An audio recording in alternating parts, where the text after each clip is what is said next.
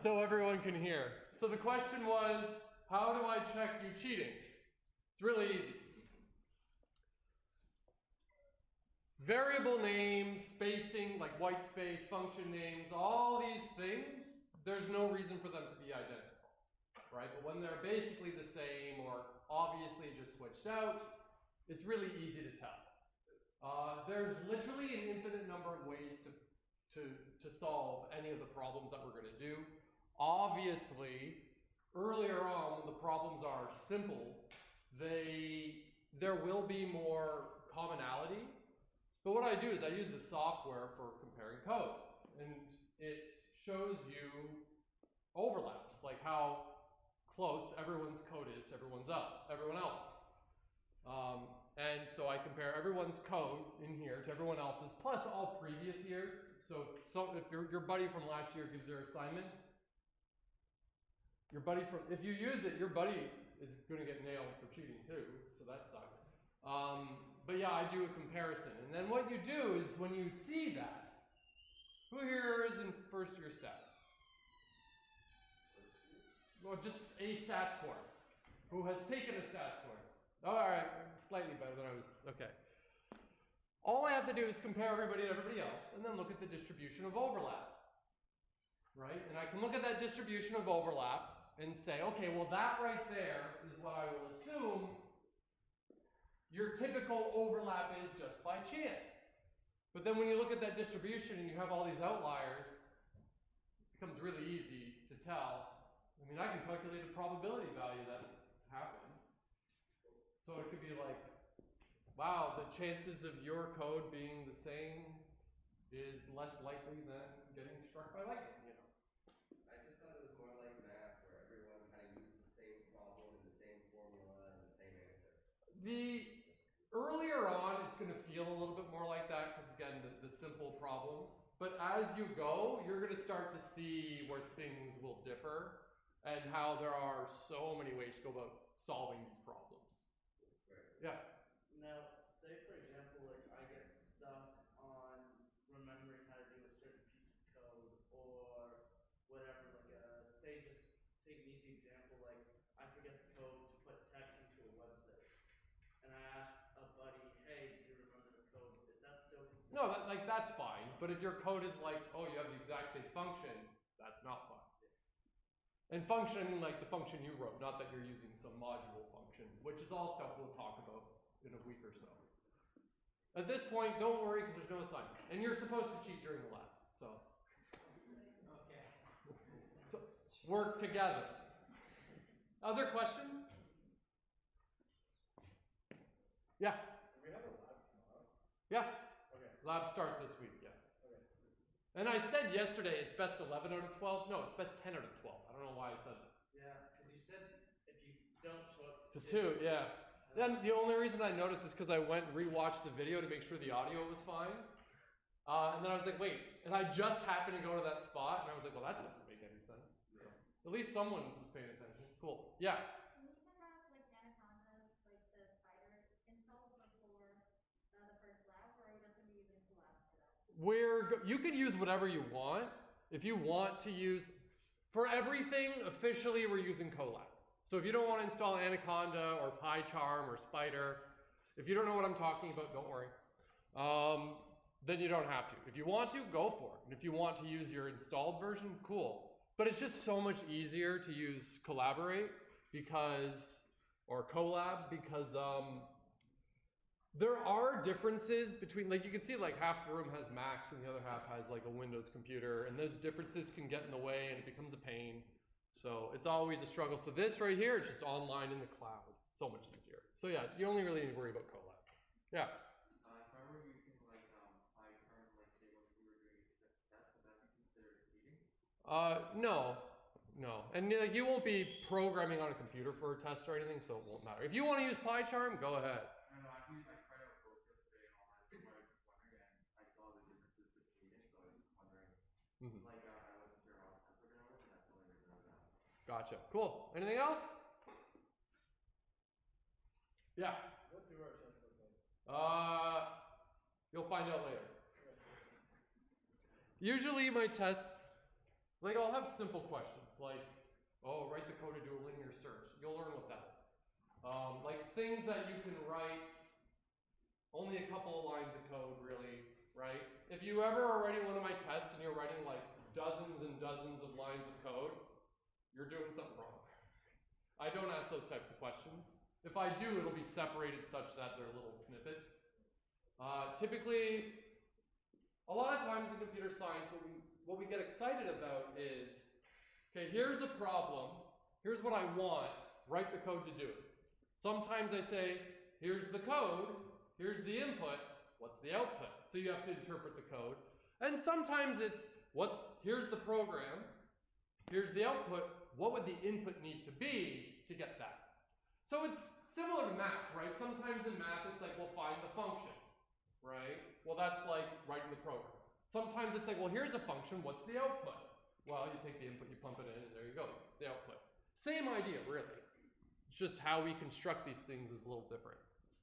Cool. All right, let's get started. So, can you see this reasonably well at the back? Yeah?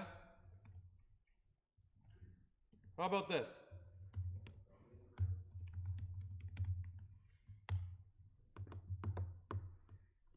Am I connected to the internet? Should be. Okay, cool. Seems like it's slow the first time you run a set of code. Oh yeah, on Collaborate, it's because it sets some stuff up. Yeah. So, if you have your laptops, go to Colab. Go to, there's a, do I not have a link? If you click it, set up your CSCI. All right, either way, just go to Google and type in Colab. Like this. Well, it auto-completed for me.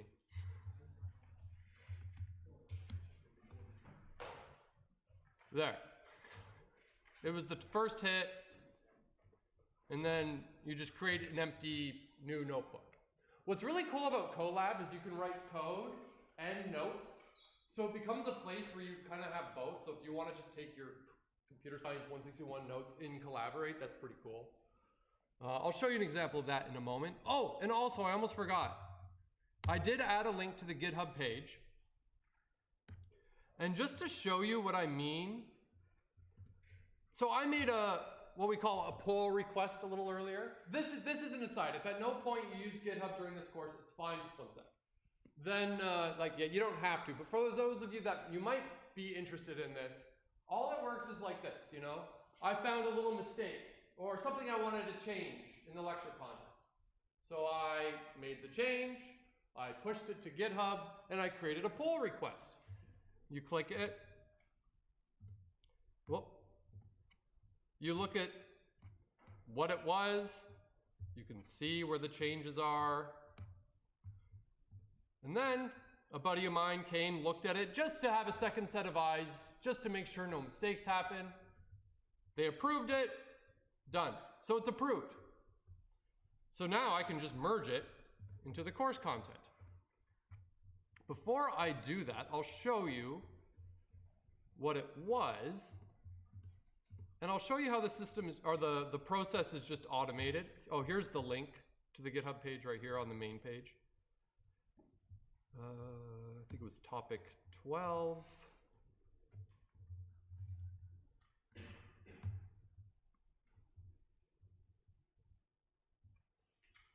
Perfect. I made changes here.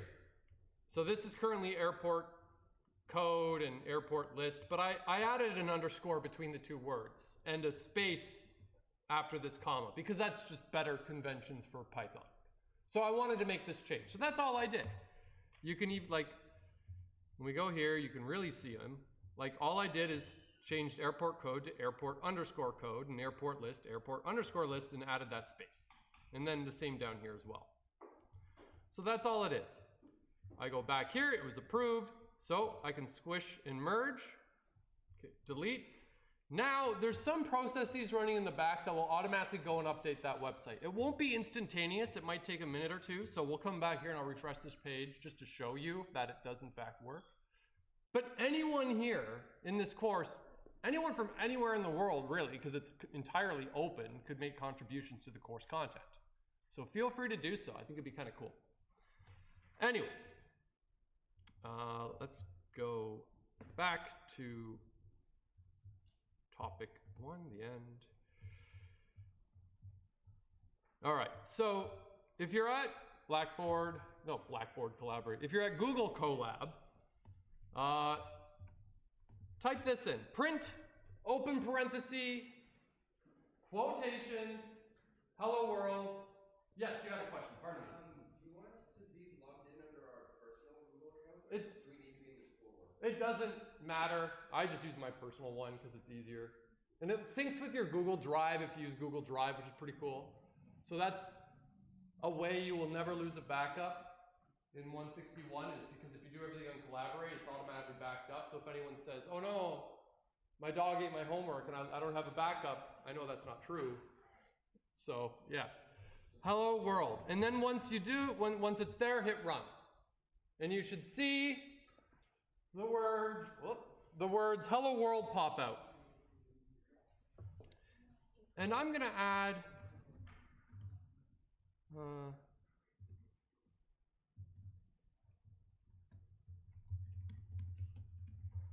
There.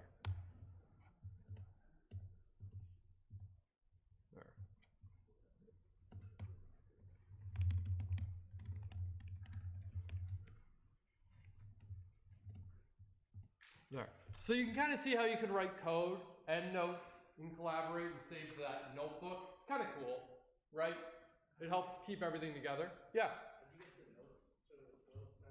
Oh, you just kind of like hover, and you'll see like code or text. And then this will just go on forever, however often you want to do it. So raise your hand if you got this hello world working. Raise your hand if you're trying to get it working, but it's not. Any idea what's wrong? No idea. Did you make sure you have quotations? Yep. What does it say when you hit run? Syntax error, invalid syntax. Do you have both your parentheses? I do. Did you copy and paste the code? I did not. You did not? Try deleting it and rewriting it all, just to be safe. Sometimes funny characters show up and there's something over there. It just didn't work? What does your output say? Oh. Okay, well, keep at it. All you have to do is just that. And I saw a hand over here. Yeah. Yours has the 1. Why does it have the 1? Like there's a faint 1 next Oh, that 1, that's just the line number. If yours doesn't have it, there's like there's probably an option in here somewhere. Notebook settings. Okay. There's going to be a place to add that. So yeah, that 1. Don't type the 1. That would cause problems. Anyone? Did you get it working? Yeah, I typed the 1. Ah, that's what it is. How about you? I typed the 1. There you go. All right, I should have warned you. Don't type the 1. It's under settings in editor. So settings in editor. And Perfect. show line number. Settings. Wait, where's settings? So go to, I think it was tools. Settings. Perfect. Editor. And then scroll down. And there's all these fun things you can do. Show line numbers. Show indentation guide. You can change default color scheme. I like the dark background myself. Font size. What else? Cool options in miscellaneous. Pardon? Kitty mode. Yeah, kitty mode and corgi mode are pretty cool. Oh yeah, and this is really funny. Whenever you type, you get like combos.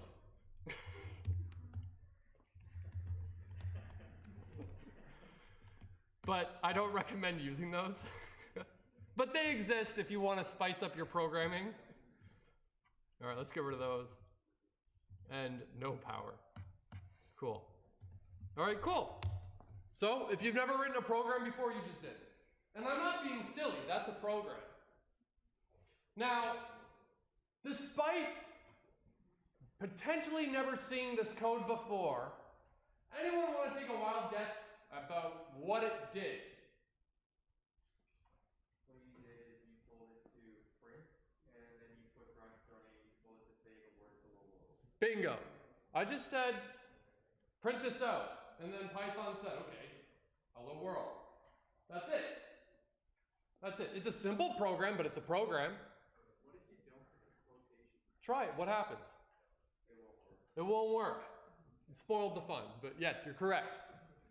And you know, oh, by the way, what you just asked is a perfect example of one thing I love about programming and computer science, is whenever you have a question of like, what happens if I do this? Just see what happens.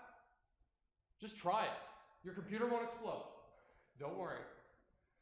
So it's a pretty cool thing. Yeah? With numbers, though, you don't need to put quotation marks around it. That's true, but we're going to talk about that very shortly. So the quotes are important, but I'll explain why on the next topic. So yeah, hello world. There we go. That's it. There are a set of YouTube videos. So, I mean, I recorded all of last year's lectures for 161. They're on YouTube. As you probably saw, I recorded yesterday's, put it on YouTube. But there are some videos on YouTube from a couple of years ago, back in like 2017 I made them, that cover only specific things, right? So here there's one for Hello World, but it's using Anaconda, like not Colab, and using the command line, right? And there's these peppered throughout the course. The only warning with these though, is that they were done for Python 2, not Python 3. Yeah. What's the difference between different kind of math? Like Sorry? What's the difference between like Python and like Spider and like this? Oh, Spider is an IDE. So Spider is an integrated development environment. So it's basically just a place where you can write your code, but the code doesn't like run in there. The code runs in Python. It's just like a way to interface with coding. Just like this, or Colab is a way to interface with coding, just like PyCharm is. There's a bunch of different editors you can use. You can use, like in this example, here's like, look how simple that text editor is. I'm pointing at my screen and you can't see. But look, it's this very simple text editor called Notepad++. So you can do it, really, you can type your code wherever. You can open up a .txt file on your computer and write code in there. But typically the extension you would put on your Python scripts would be .py, not .txt. Although it doesn't matter, you can run a Python file if the extension is .txt. The extensions are just like a helper. Yeah. I uploaded the .py file to Colab and added .txt to the end. Oh, that's funny. Yeah, I could do that, yeah.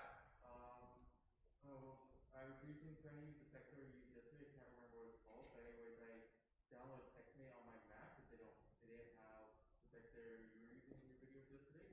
I was wondering if there's any texter that you recommend for that one. A very simple one. So I don't use Mac, and the only reason I'm recommending the one that I'm recommending is because it's the only one I'm really aware of. I know people use Sublime. It's a very simple text editor. Go for it. Yeah, but what on earth was it saying? Oh yeah, so this is for Python 2, not Python 3. For our purposes in 161, we're only going to come across 2, maybe 3 differences between the versions of language. The first is in Python 2, print is a statement, not a function.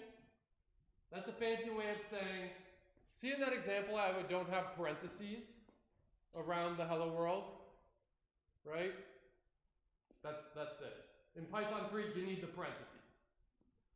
Another one is division, which I'll talk about a little bit later in the course. And another one that we might see has to do with dictionaries, but again, maybe we'll see that later in the course.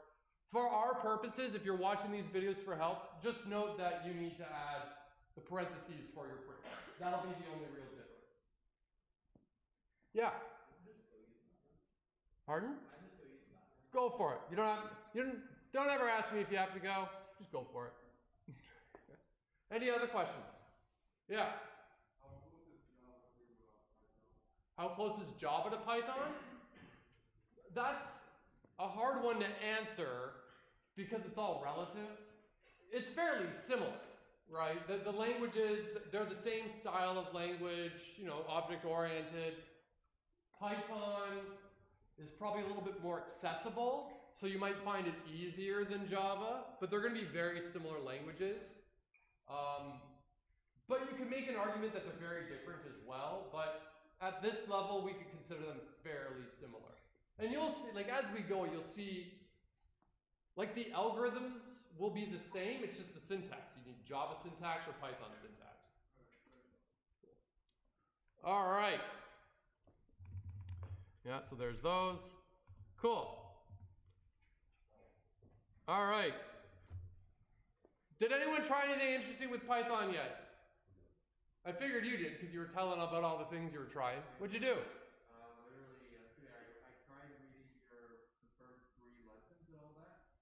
And what I did is I was bashing my head around the keyboard after I went and found a tutorial on YouTube, and I just did around 2 hours of it, but in reality I spent like a good 6 hours yesterday playing around. Wonderful. Anybody? I hated every second of it. I hated it. Good. Anyone else just kind of spend some time dicking around in Python, seeing what you could do? One other person? All right. Now, here's a question. You know, we talk about, like, we will use these words a lot. Not just in this course, in our everyday life. You've probably used these a bunch of times. You've heard of it used. Computation, computer, programming. If I ask you, like, raise your hand if you've ever used or have heard someone use the word computation, aside from me just now. Of course, everyone. What does that mean? Does anyone actually, like, can anyone define that? Like the actions of computers does. Like the little. We could make an argument for that in a technicality. How about this? Let's start at another one. What's a computer? Anything that computes. Anything that computes. You looked that up on Wiki, didn't you? Put a hyperlink to the Wikipedia next to the lesson. Oh, dang. All right, I foiled myself. No, it's anything that computes. Look, when we say computers, our mind immediately goes to are the things in front of you, right? Or maybe your phone, right? You might think, oh, phone's a computer too. Well, yeah. But realistically, anything that computes is a computer. It's a far more general word than you might be used to. Your brain is a computer. It is. There's no ifs, ands, or buts about it. You're doing computations all the time. Weirdly, something as simple as like a lock on a safe, it's a computer. It's an entirely different level of computer. We'll talk more about those way further in the course. But that's a computer too. It has states, and we can transition between states and keep track of where we are. Yeah, so computing, it's a lot more general. And computation, yeah, it's although I suppose we kind of had a cyclical definition. Because you said anything a computer does. And then what's a computer? You were like, anything that does computation. So that was funny. But it's like it's those steps we take. Maybe mathematical, logical, it's these series of steps or actions that can get done. Yeah, and a computer does it. So what's a program? Well, we've all heard the word program. You've all used programs. But a program is just it's a sequence of instructions. It's just a set of instructions that your computer runs to do what it does. You open up Google Chrome, there, it's a browser program, right? You'll open up some video game, there, it's a video game program. So, really quickly, pretend you're a robot, right? And you're thinking, okay, what are the set of instructions I need to do to make breakfast in the morning? Or if you didn't make breakfast and you bought it or something, like, what would you hypothetically do? So take a moment, I'll give you like 2 minutes, talk amongst yourselves and see if you can kind of like come out with a nice, good, clean set of instructions for how you made breakfast this morning, or how one would make breakfast. Go for it.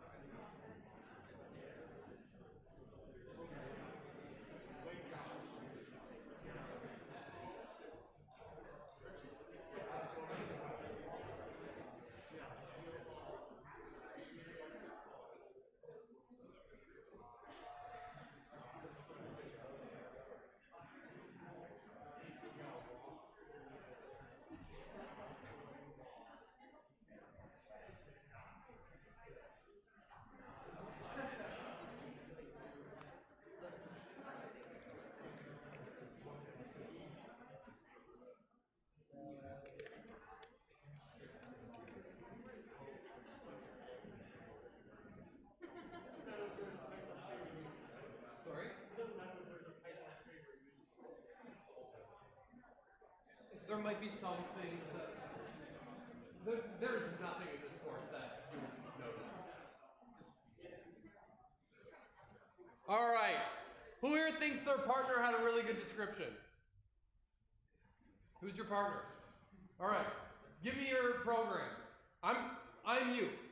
Okay, tell me what to do. You get breakfast, so you wake up, get dressed.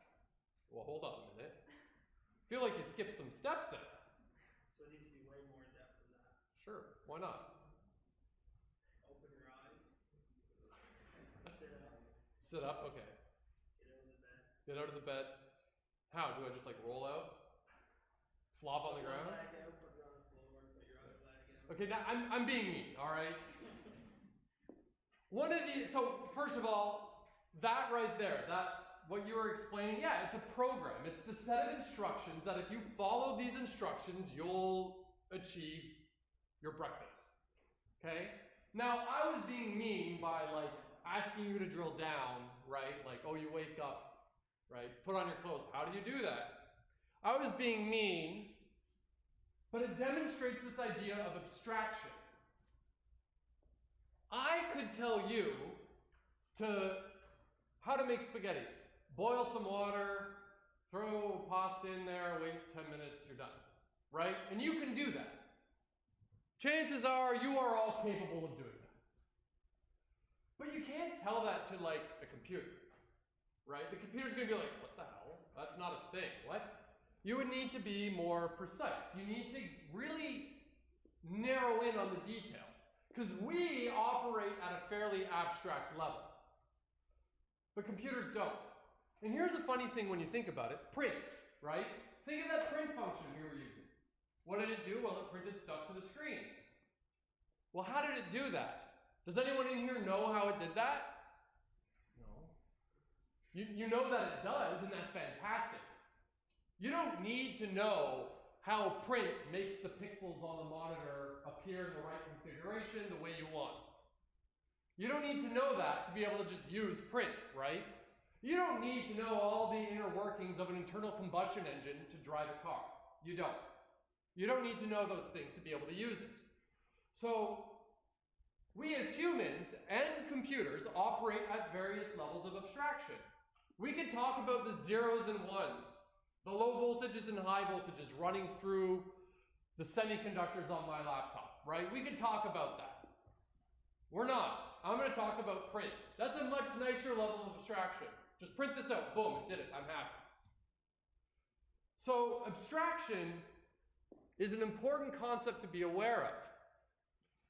Sometimes one of the earliest things you'll struggle with when learning computer science is kind of getting your head down into the level of abstraction that you need to communicate with Python. Right? You can't say boil spaghetti, wait 10 minutes. Boil water, add spaghetti, wait 10 minutes. You can't tell it that. You have to work at a different level of abstraction. But it's not too crazy. Python actually has a fairly high level of abstraction for a programming language, and we like that. That's awesome. It makes things a little easier for us. So, debugging. Ever hear this word before? Of course you have. Debugging. Really, it's the proper word for what programming is, like I was saying yesterday. Most of everything you're going to be doing when programming is actually figuring out why what you wrote is wrong and trying to fix it. I hate to tell you that's the way it is, but it's what it is.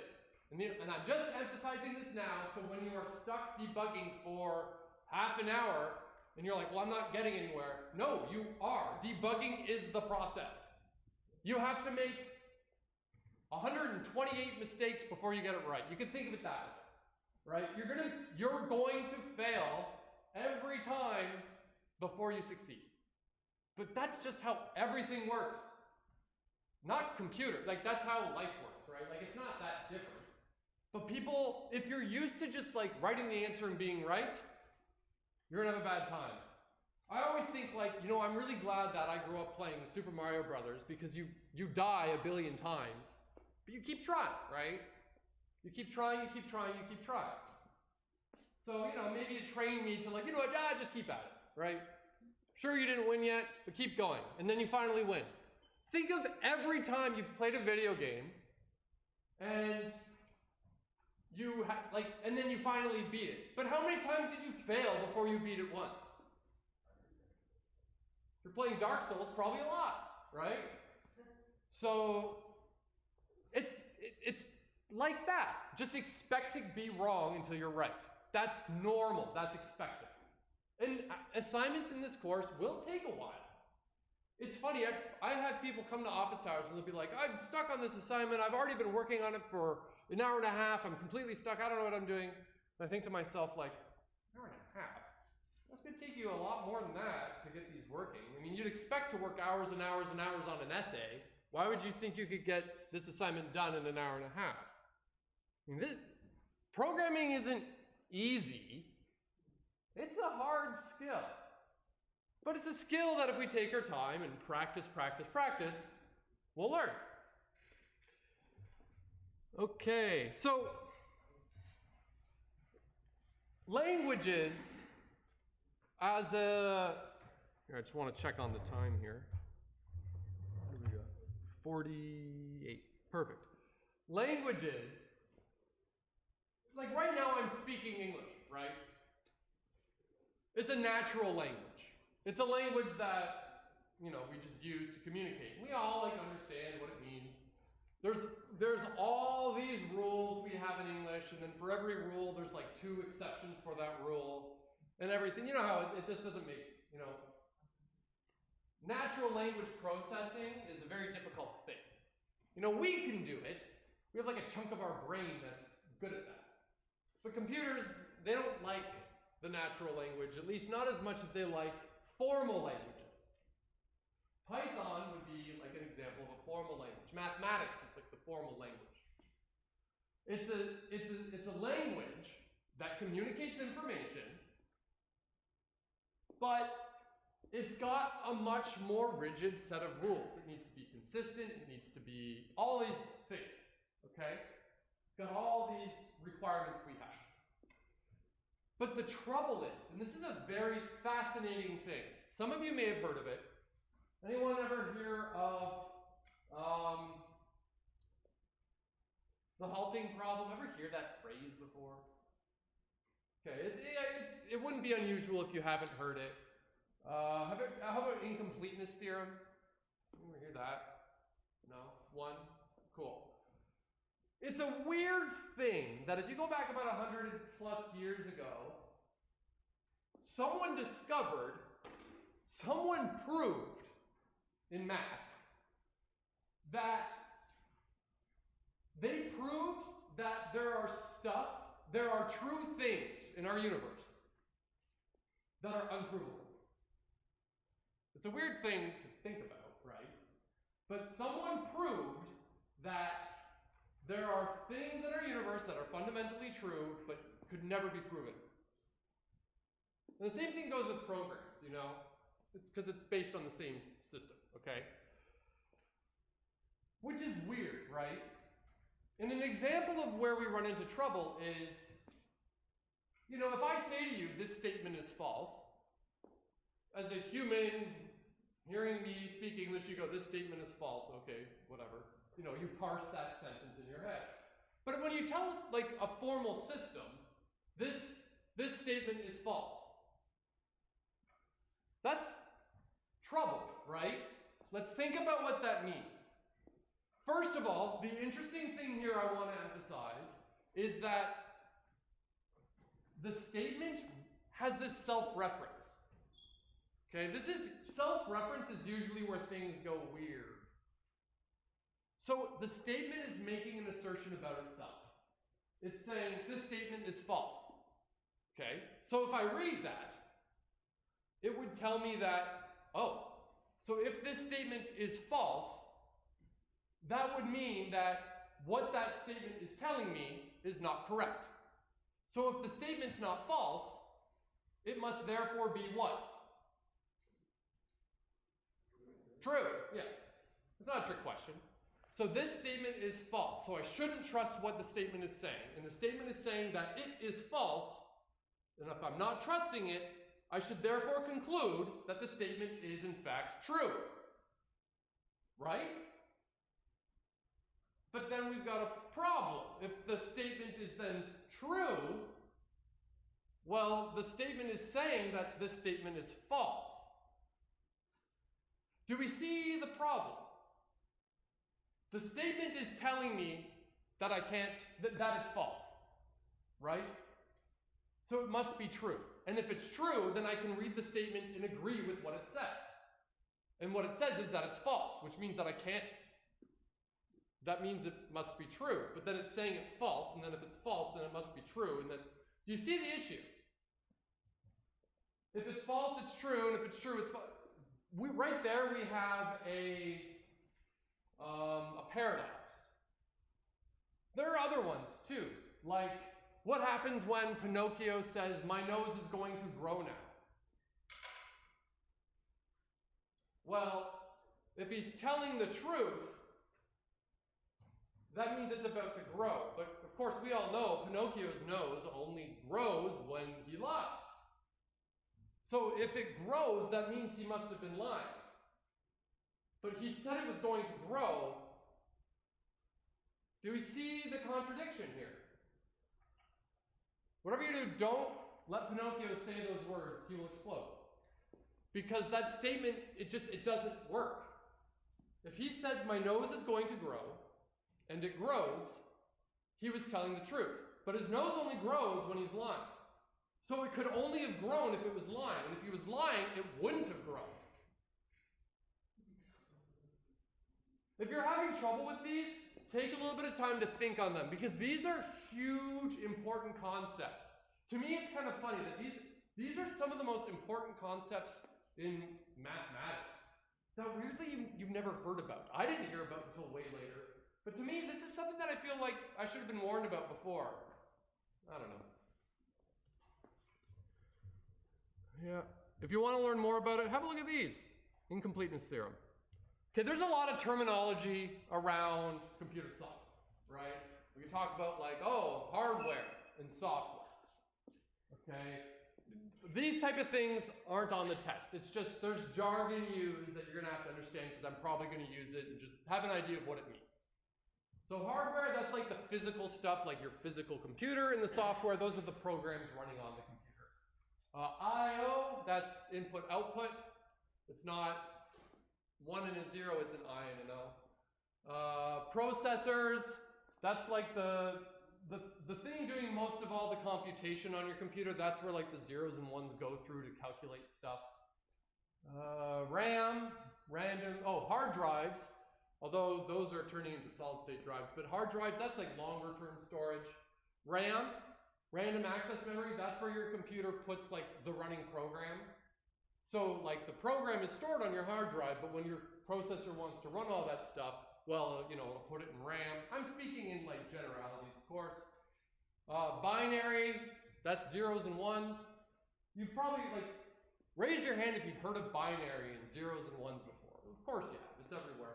But chances are you might not be all that familiar with what it is. All it is just, so we count in decimal.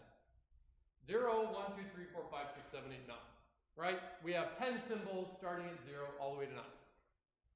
And then after we run out of symbols after 9, what do? Well, you just move on down, right? That's how it goes. It's the exact same thing in binary, except we only have 2 symbols. So you start at 0. And then what comes after 0? 1. Great. What comes after 1? Well, nothing. There's no more symbols. So what do? Well, we do 1, 0, right? It's kind of like we went to 10, but 10 means 2 in binary. We'll talk a little bit more about binary later. Just be aware, it's a thing. Compiling, interpreter, well, skip those.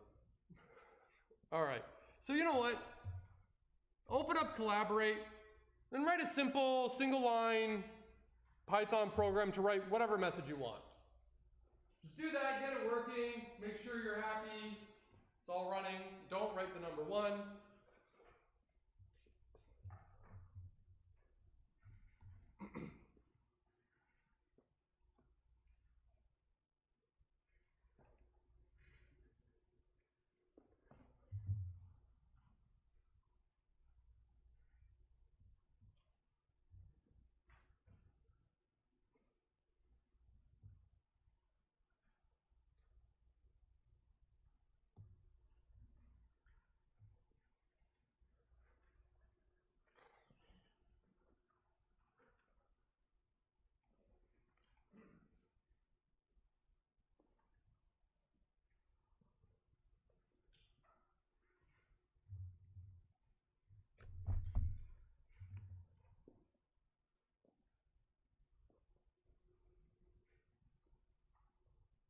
raise your hand if you got something running.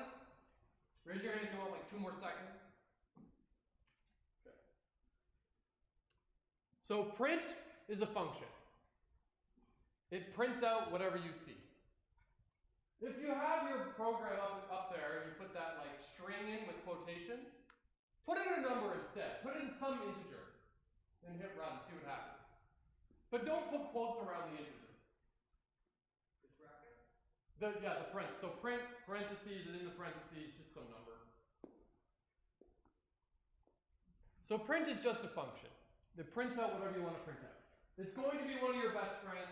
It's honestly one of the first and most accessible ways of starting to do debugging, where if you're running your code and you think the value should be this, print out what the values are, and if you see the values are not what you expected, you've got a problem. But I'll show you some examples of that later. Print, it's a function. It's going to be you're going to be using it a lot. Now, we have values inside the computer. And the values have different types. There are strings. A string is just words. It's a string of characters. And a character is like a single letter, right? Or whatever. So a string is words. But the key thing about the string are they need to be in quotations. That's what tells Python, okay, what I'm writing right now, that this is a string. There are also integers. What do I have here? The number 7, 42, 97, whatever. Those are integers. And then we have another type for numbers called floating point numbers, floats. They're when you want decimals. So 3.792, 0.000000000005, those are floating point numbers. If I wrote 0.0000005, but I put it in quotations, it's a string. I tried to trick you. So even though it looks like a number, it's not. You can't add the string 0.00005 to some other integer. It's going to act weird. So be aware of that. And the reason we need to put our strings in quotes is that's how Python would interpret, like, okay, is this the name of a variable? More on that in a moment. But strings, they got to be in quotes, integers, floats. There are a bunch more types. There's booleans, and we can create our own types as well. So there are a lot more, and we'll learn about a bunch. But for now, we'll stick with these. There are, like the values I showed you there, are what we call literals. Now, to know, they're called literals. I've used the word literal probably once in the last year, and it was probably last year when I was teaching 161. So, literal is just a value that is literally written somewhere. Like 1. If I said print 1, I told Python print the literal integer 1. Okay? But we also have variables where the value can change. We can set it, but it can change. So if I said, like if you imagine your math class, f of x equals x plus 1. Well, the plus 1 is like the literal. The x, that's the variable. I don't know what x is right now, but what I want is the sum of x and 1, right? So literals are just when the values are just like literally just written right there. Okay, so each value has a type. Computers are really stupid. All the jokes you hear about how stupid computers are correct. The computers only do what you tell them to do. They're not going to figure anything out on their own. So the integer 1 and the floating point number 1.0, they're two different things. They might have the same value in terms of like what it means in a quantity or something, but they have different types. 1 and 1.0 are different. So in many programming languages, many popular programming languages like Java is strongly typed, which means if I ever want to like start working with values and variables, more on variables soon, I need to explicitly say, okay, Java, I'm going to make an integer right now, and its value is 1. Something like that. Python, you don't need to do that. Python will kind of figure it out based on, you know, if it sees the quotes, it'll be like, well, that's obviously a string. If it sees a decimal, like, oh, that's obviously a float. But it can make mistakes sometimes. And you might think, oh, that's awesome. Why would I ever want strongly typed, all that extra work? Actually, no. Strongly typed is, in my opinion, far superior, because if you ever mess up your types, it'll tell you before you even hit run. Where in Python, Python will be like, sure, I'll add a string and an integer. Let me add it. You know, and then something might go wrong later. So that's one little caveat. Yeah. So, a really neat thing is you can ask Python what the type of a given value is. So, I can say, I'm going to open up a new thing of code here, print out the type of 11. So if I say print out 11, uh-oh, what the heck? What would we expect? Well, it's an integer. Its class is integer. That's like its type. What about 11.0? What should this be? Someone yell it. Decimal. But what do we call those? Floats. Float. What happens if I do this? What's this going to be? Float. What about this? String, yeah. So that's kind of cool. If you ever have a value and you're like, wait, what's its type? You can check, you can ask, wait, what are you? And Python will tell you. Okay, let's stop here, and I'll see you Friday unless you have lab tomorrow. I'll see you tomorrow.